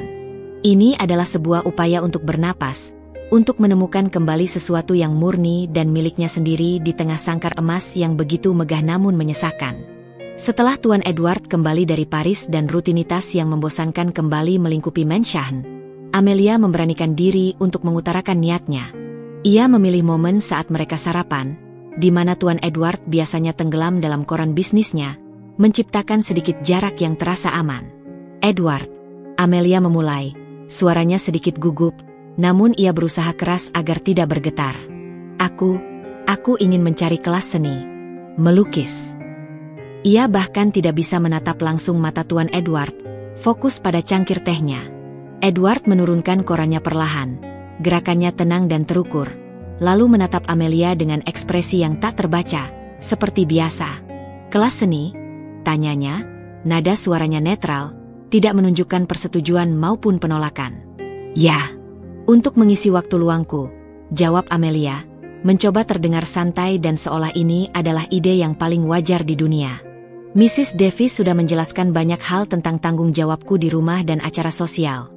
Tapi, aku ingin melakukan sesuatu yang lain juga, sesuatu yang bisa menjadi minat pribadiku."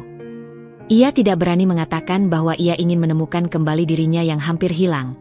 Itu akan terdengar terlalu personal dan mungkin dianggap tidak relevan dengan kontrak mereka.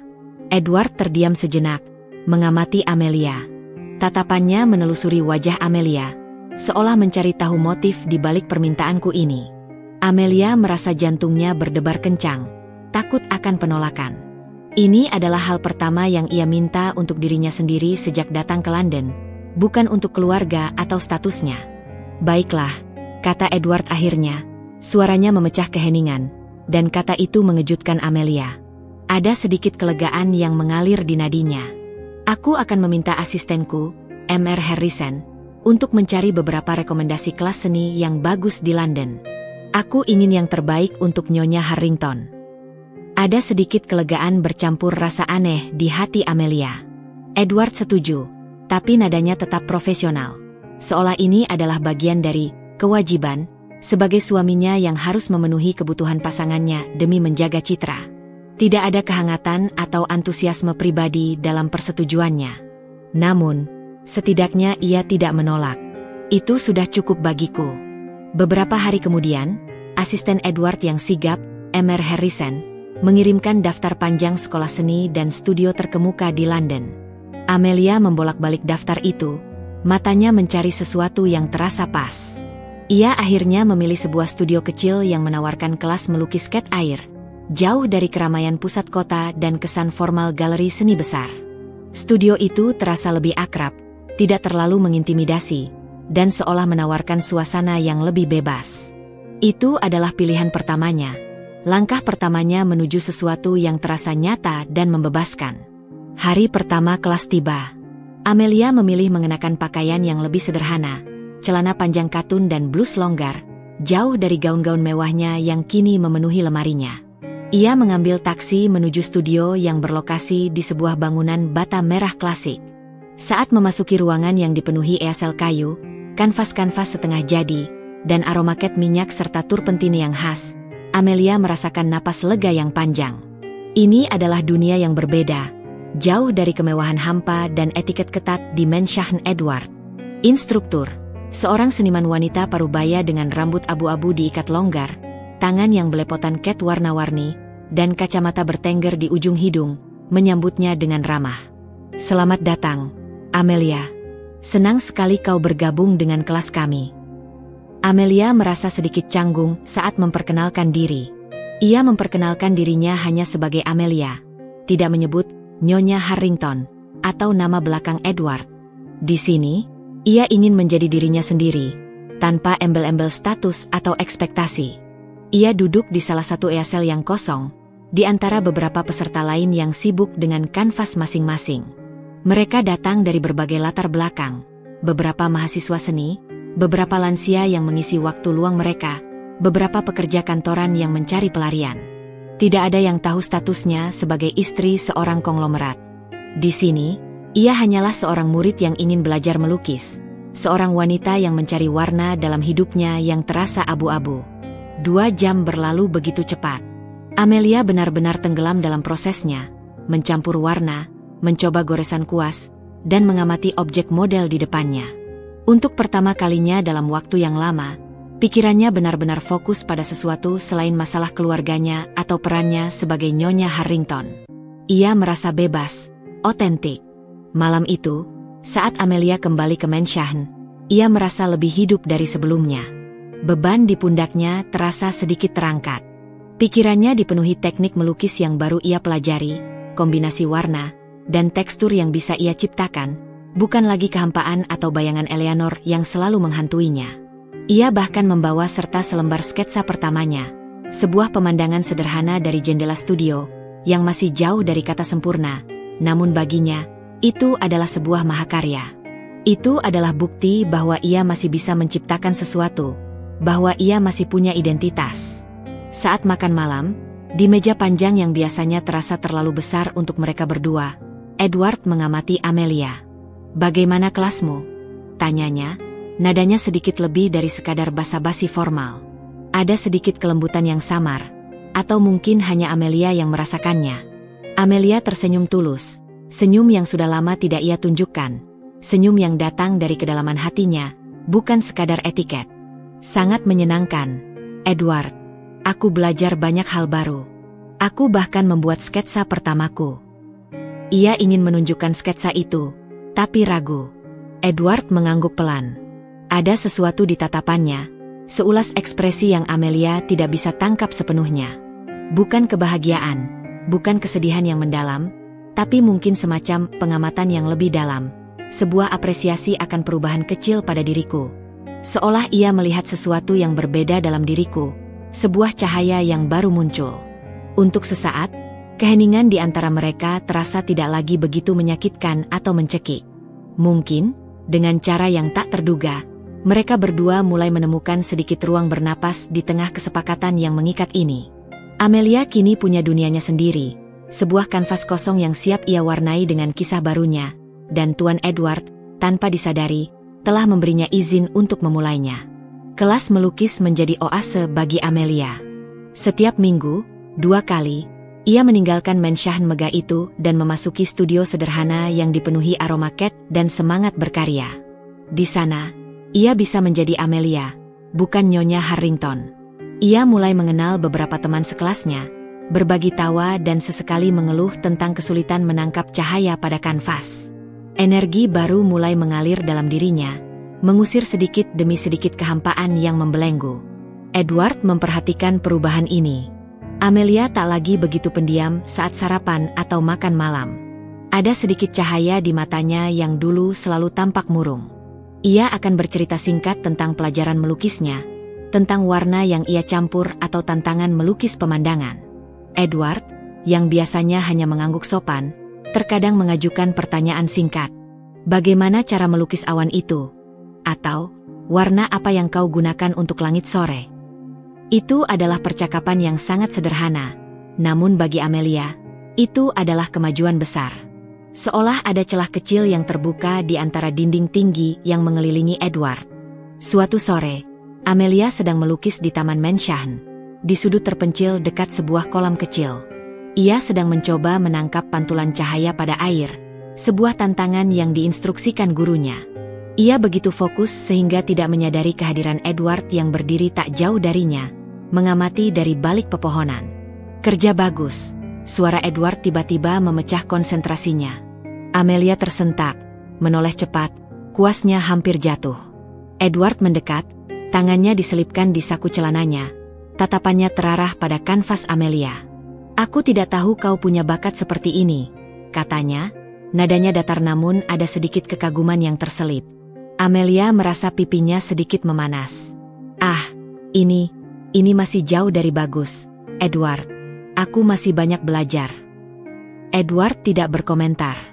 Ia mengambil langkah lebih dekat, mencondongkan tubuhnya untuk melihat detail pada pantulan air yang Amelia lukis. Amelia bisa merasakan kehadirannya yang dekat, aroma parfum maskulinnya, dan keheningan yang familiar di antara mereka. Namun, kali ini keheningan itu berbeda. Tidak lagi menyakitkan, melainkan penuh dengan ketegangan yang aneh.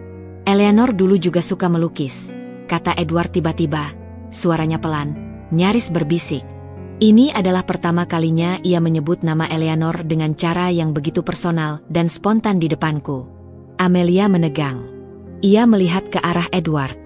Ekspresinya melunak, tatapannya jauh, seperti ia sedang melihat sesuatu yang hanya ada di ingatannya. Ada kesedihan yang tak tertahankan di matanya, duka yang begitu dalam hingga membuat Amelia ikut merasakannya. Dia selalu melukis pemandangan dari taman ini, lanjut Edward, masih menatap kanvas Amelia. Dia bilang, itu memberinya kedamaian. Ia lalu menoleh padaku, tatapannya bertemu dengan tatapan Amelia. Kau mengingatkanku padanya, Amelia. Caramu fokus. Caramu menemukan kedamaian dalam hal sederhana. Kata-kata Edward menghantam Amelia seperti gelombang. Kau mengingatkanku padanya. Itu bukan pujian, bukan ungkapan cinta, tapi itu adalah pengakuan. Pengakuan bahwa ia, Amelia, telah menyentuh sesuatu dalam diri Edward yang paling dalam, sesuatu yang selama ini terkunci rapat. Itu adalah titik balik. Rasa kasihan Amelia terhadap Edward kini bertransformasi menjadi sesuatu yang lebih kompleks. Bukan hanya simpati, tapi juga keinginan samar untuk menyembuhkan, untuk mengisi kekosongan itu. Edward, pria tangguh yang selalu menjaga jarak, kini terlihat begitu rapuh di depanku. Aku turut berduka, Edward, kata Amelia, suaranya tercekat. Ia meraih tangannya yang bebas, meletakkannya dengan lembut di lengan Edward. Sentuhan fisik pertama yang tulus di antara mereka, bukan bagian dari etiket. Edward tersentak. Tatapannya kembali dari masa lalu, mendarat pada tanganku di lengannya. Ia tidak menarik diri. Matanya menatap Amelia, dan untuk pertama kalinya, Amelia melihat lebih dari sekadar ketenangan atau kesedihan. Ada sedikit keterkejutan, sedikit kebingungan, dan sesuatu yang lain, sebuah kerentanan yang terbuka. Keheningan yang terjadi di antara mereka kali ini, dipenuhi dengan gejolak emosi yang tak terucap. Sebuah pengakuan tak bersuara bahwa ikatan di antara mereka, walau bermula dari kontrak, kini mulai merajut benang-benang yang tak terduga. Percakapan di tepi kolam, di mana Edward tiba-tiba membuka sedikit tabir dukanya dan menyebut nama Eleanor, mengubah segalanya bagi Amelia. Sejak saat itu, ada lapisan baru dalam hubungan mereka. Bukan lagi sekadar kontrak yang dingin dan tanpa jiwa, melainkan sebuah pemahaman yang tak terucap, sebuah pengakuan rapuh atas luka yang mereka berdua bawa, Edward dengan kehilangannya, Amelia dengan pengorbanannya. Ikatan tipis ini terasa seperti benang sutra yang sewaktu-waktu bisa putus. Edward tidak pernah lagi membahas Eleanor secara langsung setelah kejadian itu. Ia kembali ke sikapnya yang tenang, berjarak, dan disibukkan oleh pekerjaan yang tak ada habisnya. Namun, ada perbedaan halus yang Amelia rasakan. Tatapan Edward terkadang sedikit lebih lama. Ekspresinya kadang menunjukkan sedikit kelembutan yang samar saat Amelia bercerita tentang kelas melukisnya, atau sekadar mengangguk setuju dengan pendapatnya. Amelia juga tak lagi sekadar menjadi pendengar pasif.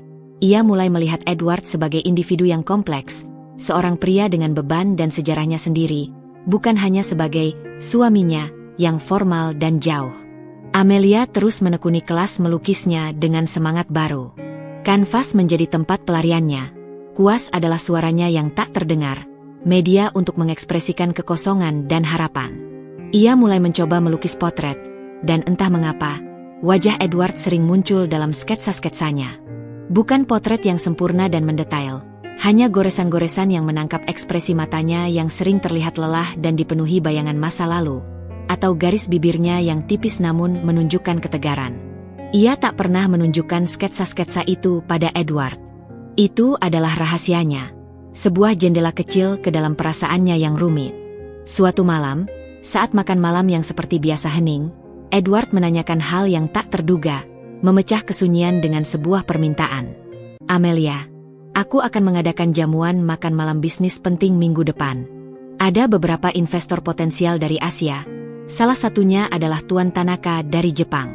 Aku ingin kau membantu sedikit dengan persiapan, dan mungkin berbincang lebih banyak dengan mereka. Terutama Tuan Tanaka, ia sangat menyukai seni Asia. Amelia terkejut. Pupil matanya sedikit membesar. Biasanya, perannya hanya sebatas hadir, tersenyum, dan sesekali mengangguk.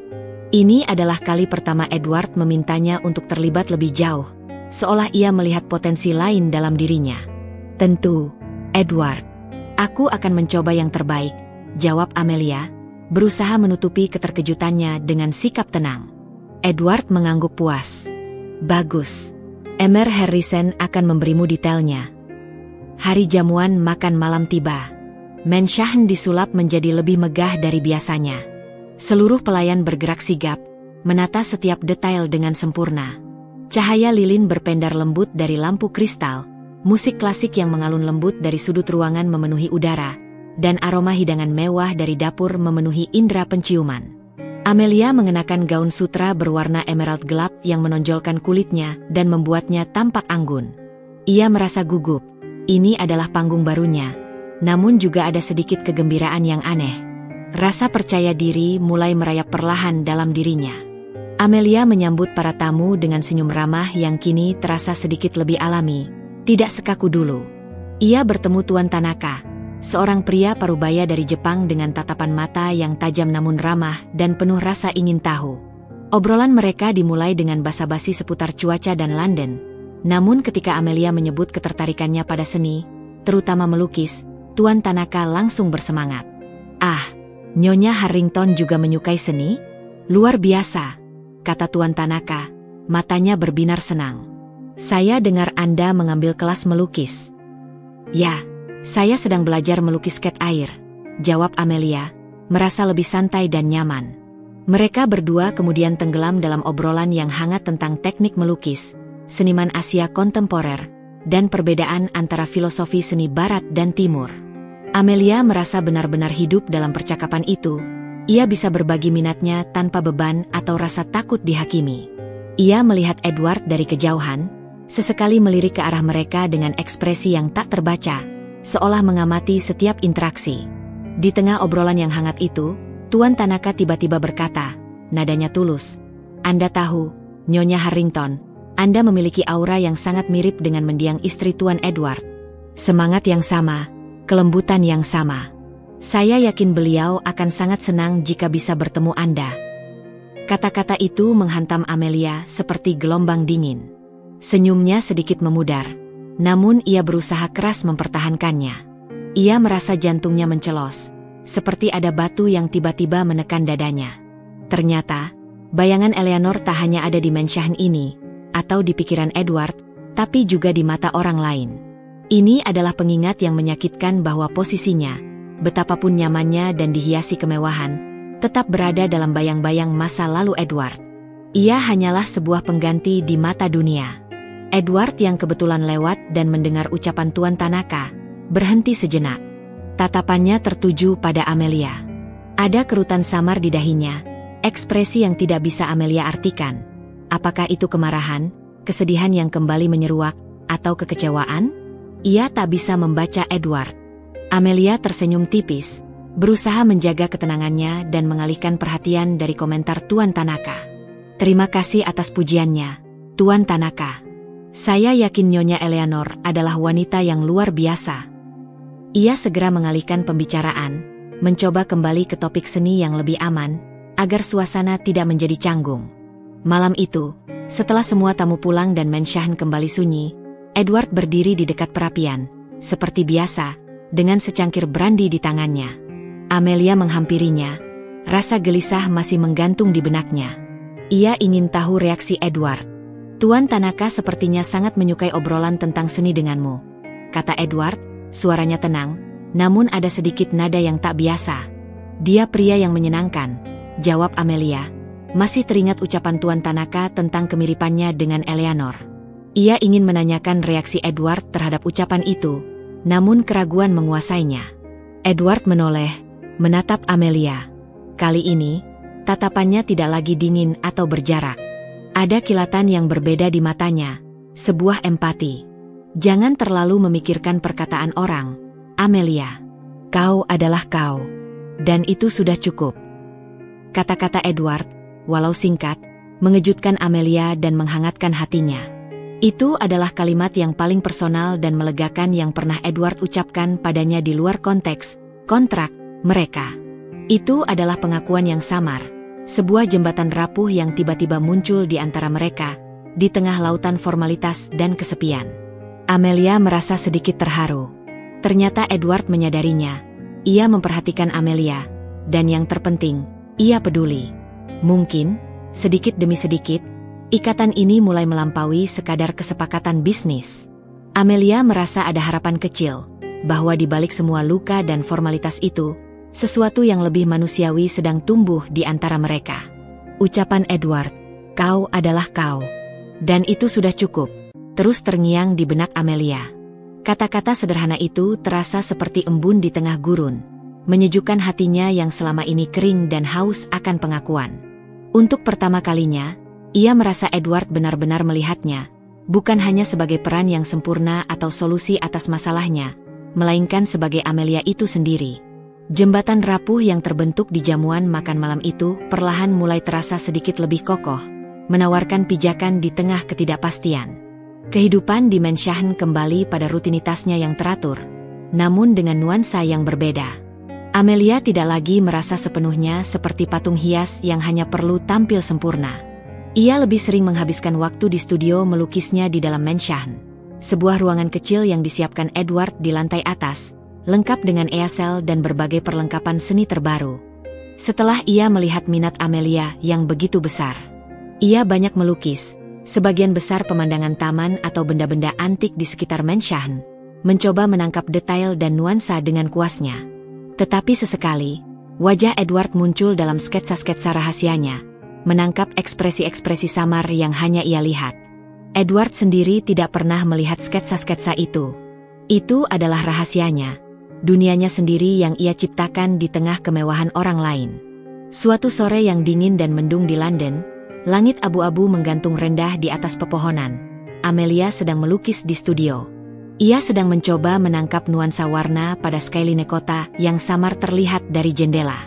Edward, yang biasanya langsung pulang ke perpustakaannya setelah tiba di rumah, tiba-tiba muncul di ambang pintu studio.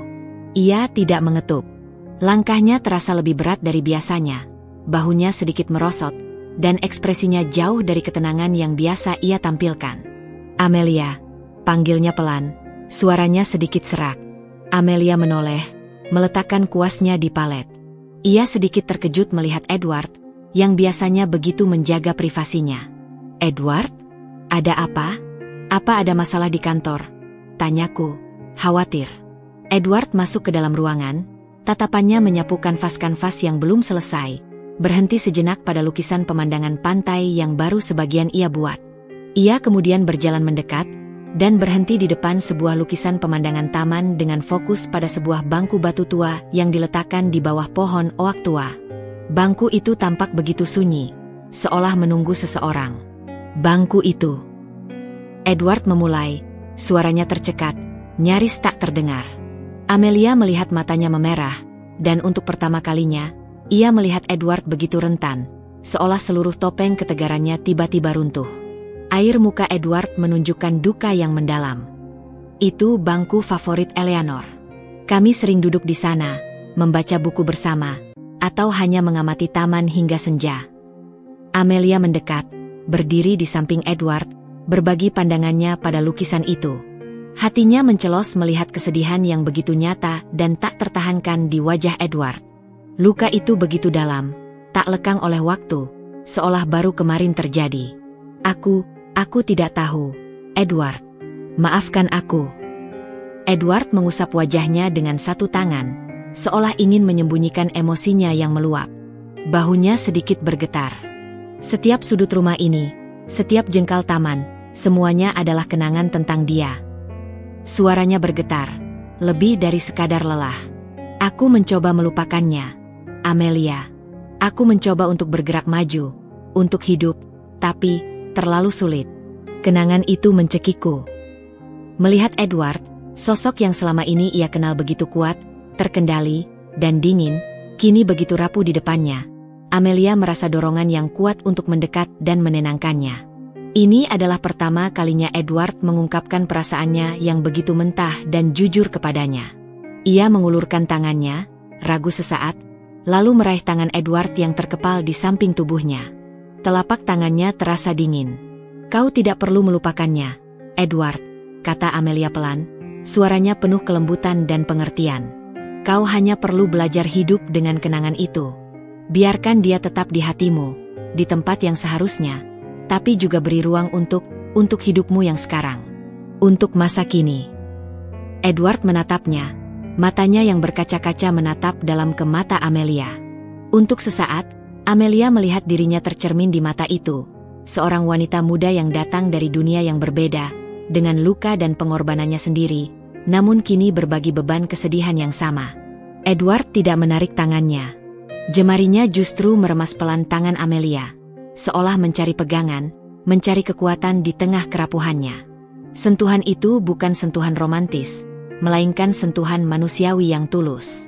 Aku minta maaf, Amelia, kata Edward, suaranya nyaris berbisik, diselimuti rasa bersalah. Aku tahu ini tidak adil untukmu.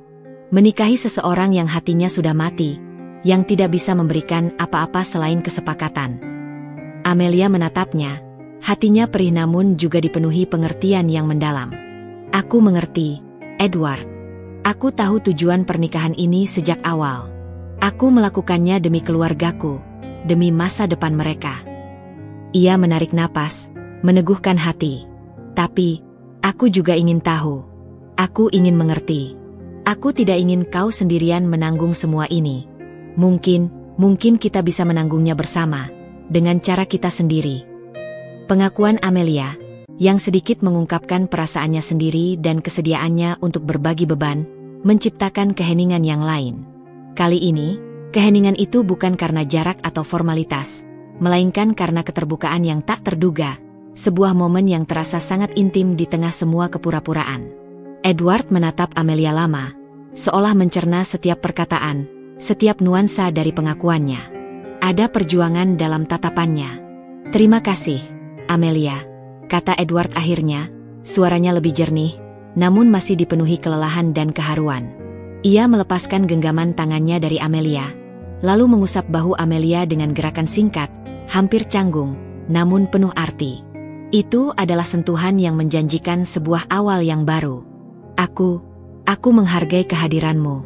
Sangat. Itu bukan ungkapan cinta yang berapi-api, atau janji masa depan yang romantis. Tapi bagi Amelia, itu sudah lebih dari cukup. Itu adalah sebuah penerimaan, sebuah jembatan yang kini terasa lebih kuat di antara mereka. Di ruangan kecil yang dipenuhi aroma cat, Di bawah bayangan kenangan Eleanor yang masih kuat dan abadi, Edward dan Amelia telah membuka sedikit luka mereka, dan mungkin telah menanam benih pemahaman yang lebih dalam, sebuah ikatan yang lebih manusiawi, yang melampaui sekadar lembaran kontrak. Ucapan Edward, "Kau adalah kau."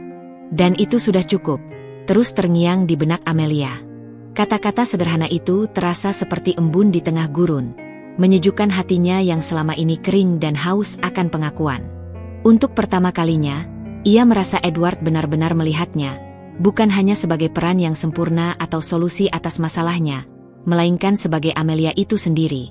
Jembatan rapuh yang terbentuk di jamuan makan malam itu perlahan mulai terasa sedikit lebih kokoh, menawarkan pijakan di tengah ketidakpastian. Kehidupan di Mansion kembali pada rutinitasnya yang teratur, namun dengan nuansa yang berbeda. Amelia tidak lagi merasa sepenuhnya seperti patung hias yang hanya perlu tampil sempurna. Ia lebih sering menghabiskan waktu di studio melukisnya di dalam Mansion, sebuah ruangan kecil yang disiapkan Edward di lantai atas, lengkap dengan easel dan berbagai perlengkapan seni terbaru. Setelah ia melihat minat Amelia yang begitu besar, ia banyak melukis, sebagian besar pemandangan taman atau benda-benda antik di sekitar Mansion, mencoba menangkap detail dan nuansa dengan kuasnya. Tetapi sesekali, wajah Edward muncul dalam sketsa-sketsa rahasianya, menangkap ekspresi-ekspresi samar yang hanya ia lihat. Edward sendiri tidak pernah melihat sketsa-sketsa itu. Itu adalah rahasianya, dunianya sendiri yang ia ciptakan di tengah kemewahan orang lain. Suatu sore yang dingin dan mendung di London, langit abu-abu menggantung rendah di atas pepohonan. Amelia sedang melukis di studio. Ia sedang mencoba menangkap nuansa warna pada skyline kota yang samar terlihat dari jendela. Edward, yang biasanya langsung pulang ke perpustakaannya setelah tiba di rumah, tiba-tiba muncul di ambang pintu studio. Ia tidak mengetuk. Langkahnya terasa lebih berat dari biasanya, bahunya sedikit merosot, dan ekspresinya jauh dari ketenangan yang biasa ia tampilkan. "Amelia," panggilnya pelan, suaranya sedikit serak. Amelia menoleh, meletakkan kuasnya di palet. Ia sedikit terkejut melihat Edward, yang biasanya begitu menjaga privasinya. "Edward? Ada apa? Apa ada masalah di kantor?" tanyaku, khawatir. Edward masuk ke dalam ruangan, tatapannya menyapu kanvas-kanvas yang belum selesai, berhenti sejenak pada lukisan pemandangan pantai yang baru sebagian ia buat. Ia kemudian berjalan mendekat, dan berhenti di depan sebuah lukisan pemandangan taman dengan fokus pada sebuah bangku batu tua yang diletakkan di bawah pohon oak tua. Bangku itu tampak begitu sunyi, seolah menunggu seseorang. "Bangku itu." Edward memulai, suaranya tercekat, nyaris tak terdengar. Amelia melihat matanya memerah, dan untuk pertama kalinya, ia melihat Edward begitu rentan, seolah seluruh topeng ketegarannya tiba-tiba runtuh. Air muka Edward menunjukkan duka yang mendalam. "Itu bangku favorit Eleanor. Kami sering duduk di sana, membaca buku bersama, atau hanya mengamati taman hingga senja." Amelia mendekat, berdiri di samping Edward, berbagi pandangannya pada lukisan itu. Hatinya mencelos melihat kesedihan yang begitu nyata dan tak tertahankan di wajah Edward. Luka itu begitu dalam, tak lekang oleh waktu, seolah baru kemarin terjadi. Aku tidak tahu, Edward. Maafkan aku." Edward mengusap wajahnya dengan satu tangan, seolah ingin menyembunyikan emosinya yang meluap. Bahunya sedikit bergetar. Setiap sudut rumah ini, setiap jengkal taman, semuanya adalah kenangan tentang dia. Suaranya bergetar, lebih dari sekadar lelah. "Aku mencoba melupakannya, Amelia. Aku mencoba untuk bergerak maju, untuk hidup, tapi terlalu sulit. Kenangan itu mencekikku." Melihat Edward, sosok yang selama ini ia kenal begitu kuat, terkendali, dan dingin, kini begitu rapuh di depannya. Amelia merasa dorongan yang kuat untuk mendekat dan menenangkannya. Ini adalah pertama kalinya Edward mengungkapkan perasaannya yang begitu mentah dan jujur kepadanya. Ia mengulurkan tangannya, ragu sesaat, lalu meraih tangan Edward yang terkepal di samping tubuhnya. Telapak tangannya terasa dingin. "Kau tidak perlu melupakannya, Edward," kata Amelia pelan, suaranya penuh kelembutan dan pengertian. "Kau hanya perlu belajar hidup dengan kenangan itu. Biarkan dia tetap di hatimu, di tempat yang seharusnya, tapi juga beri ruang untuk hidupmu yang sekarang." Untuk masa kini. Edward menatapnya, matanya yang berkaca-kaca menatap dalam ke mata Amelia. Untuk sesaat, Amelia melihat dirinya tercermin di mata itu, seorang wanita muda yang datang dari dunia yang berbeda, dengan luka dan pengorbanannya sendiri, namun kini berbagi beban kesedihan yang sama. Edward tidak menarik tangannya. Jemarinya justru meremas pelan tangan Amelia, seolah mencari pegangan, mencari kekuatan di tengah kerapuhannya. Sentuhan itu bukan sentuhan romantis, melainkan sentuhan manusiawi yang tulus. Aku minta maaf, Amelia, kata Edward, suaranya nyaris berbisik, diselimuti rasa bersalah. Aku tahu ini tidak adil untukmu. Menikahi seseorang yang hatinya sudah mati, yang tidak bisa memberikan apa-apa selain kesepakatan. Amelia menatapnya, hatinya perih namun juga dipenuhi pengertian yang mendalam. Aku mengerti, Edward. Aku tahu tujuan pernikahan ini sejak awal. Aku melakukannya demi keluargaku, demi masa depan mereka. Ia menarik napas, meneguhkan hati. Tapi, aku juga ingin tahu. Aku ingin mengerti. Aku tidak ingin kau sendirian menanggung semua ini. Mungkin kita bisa menanggungnya bersama, dengan cara kita sendiri. Pengakuan Amelia, yang sedikit mengungkapkan perasaannya sendiri dan kesediaannya untuk berbagi beban, menciptakan keheningan yang lain. Kali ini, keheningan itu bukan karena jarak atau formalitas, melainkan karena keterbukaan yang tak terduga, sebuah momen yang terasa sangat intim di tengah semua kepura-puraan. Edward menatap Amelia lama, seolah mencerna setiap perkataan, setiap nuansa dari pengakuannya. Ada perjuangan dalam tatapannya. Terima kasih, Amelia, kata Edward akhirnya, suaranya lebih jernih, namun masih dipenuhi kelelahan dan keharuan. Ia melepaskan genggaman tangannya dari Amelia, lalu mengusap bahu Amelia dengan gerakan singkat, hampir canggung, namun penuh arti. Itu adalah sentuhan yang menjanjikan sebuah awal yang baru. Aku menghargai kehadiranmu. Sangat. Itu bukan ungkapan cinta yang berapi-api, atau janji masa depan yang romantis. Tapi bagi Amelia, itu sudah lebih dari cukup. Itu adalah sebuah penerimaan, sebuah jembatan yang kini terasa lebih kuat di antara mereka. Di ruangan kecil yang dipenuhi aroma cat, di bawah bayangan kenangan Eleanor yang masih kuat dan abadi, Edward dan Amelia telah membuka sedikit luka mereka, dan mungkin telah menanam benih pemahaman yang lebih dalam, sebuah ikatan yang lebih manusiawi, yang melampaui sekadar lembaran kontrak. Malam badai itu, dengan lilin yang berkedip dan cerita-cerita yang terbagi, menjadi semacam titik balik yang lain bagi Amelia dan Edward.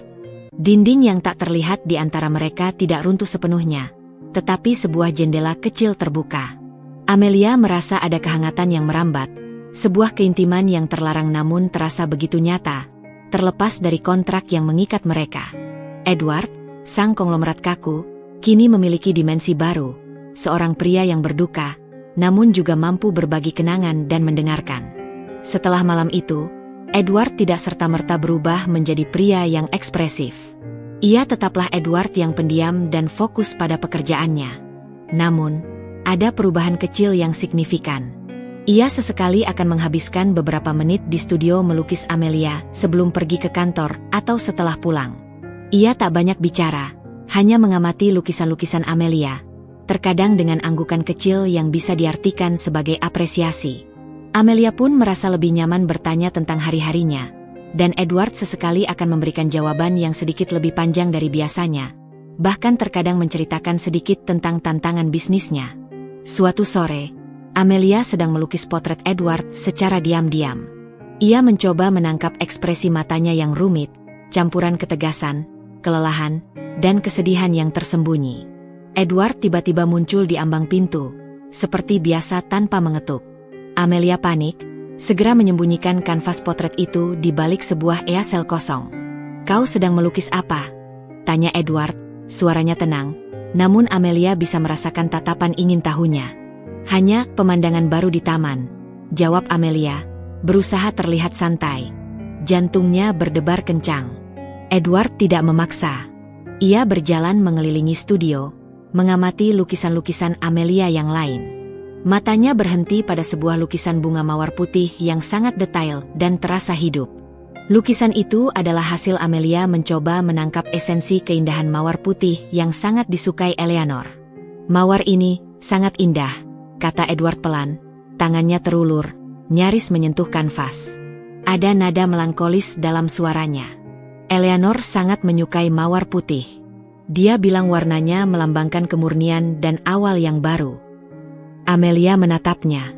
Ia merasa terkejut bahwa Edward memilih lukisan itu. Ia tahu Edward memahami bahwa lukisan itu terhubung dengan Eleanor.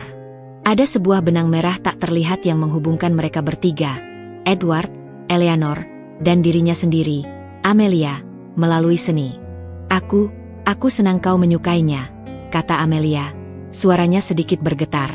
Edward mengangguk. Ia menoleh pada Amelia, dan untuk pertama kalinya, ada senyum tipis, tulus, yang tampak di bibirnya. Bukan senyum formal atau terpaksa, melainkan senyum yang dipenuhi kehangatan dan sedikit kesedihan. Itu adalah senyum yang jarang ia tunjukkan, sebuah hadiah yang tak terduga. "Terima kasih, Amelia," katanya, dan senyum itu sedikit memudar. "Kau punya cara untuk membuat kenangan terasa tidak begitu menyakitkan." Kata-kata Edward menghangatkan hati Amelia. Itu adalah pengakuan lain, sebuah jembatan lain yang semakin kokoh. Ia tahu ia tidak bisa menggantikan Eleanor, dan ia pun tidak ingin. Tetapi ia bisa menjadi sesuatu yang lain bagi Edward, sebuah kehadiran yang membawa warna baru, yang mungkin bisa membantu meringankan beban kesedihan Edward. Hubungan mereka memang unik. Tidak ada gairah romantis layaknya suami istri. Namun, ada rasa saling menghormati, sebuah pemahaman mendalam tentang luka masing-masing, dan kini, sebuah kehangatan yang perlahan tumbuh. Mereka adalah dua jiwa yang terikat oleh sebuah kontrak, namun menemukan kenyamanan di antara kesenjangan itu, perlahan merajut benang merah yang tak terduga dalam takdir mereka. Amelia mulai merasa bahwa meskipun ia adalah Nyonya Harrington di sangkar emas ini, ia juga bisa menjadi Amelia yang membawa sedikit cahaya pada jiwa yang terluka.